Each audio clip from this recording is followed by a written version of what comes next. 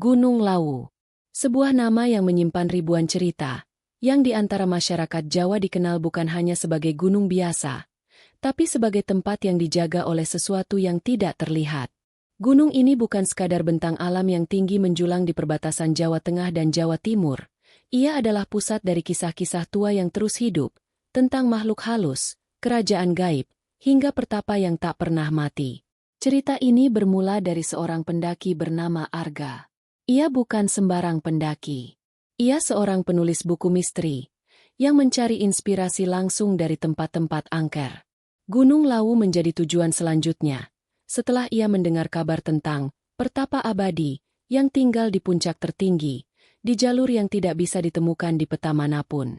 Hari pertama pendakian berjalan normal.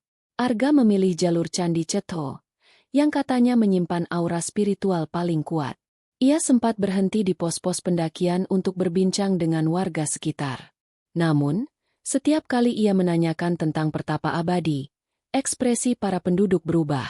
Ada yang langsung terdiam, ada yang tiba-tiba menunduk, dan ada yang secara halus memintanya untuk tidak melanjutkan pertanyaan itu. Kalau memang pengen tahu tentang pertapa itu, jangan sekali-kali mendaki sendirian, ucap seorang penjaga warung di base camp, karena kalau dia suka sama kamu gak akan bisa pulang.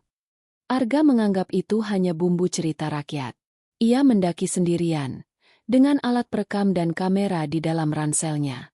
Malam pertama ia bermalam di dekat pos 3.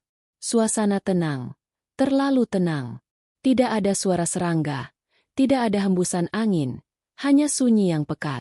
Saat itu, ia mendengar suara gamelan dari kejauhan. Lembut, teratur. Seolah-olah sedang ada pertunjukan wayang di tengah hutan. Tertarik, Arga meninggalkan tenda dan berjalan mengikuti suara itu. Tapi makin lama suara gamelan terdengar seperti berasal dari segala arah. Ia tersesat. Kompas tak berfungsi. GPS tak menunjukkan lokasi. Ia terus berjalan sampai ia menemukan sebuah bangunan kuno dari batu hitam, tak tercatat di peta manapun, di tengah rimbunnya hutan Gunung Lawu. Di dalamnya, ada seorang pria tua duduk bersila. Pakaiannya serba putih. Wajahnya tenang, nyaris seperti tak bernyawa. Namun mata itu tajam. Terlalu tajam untuk pria setua itu.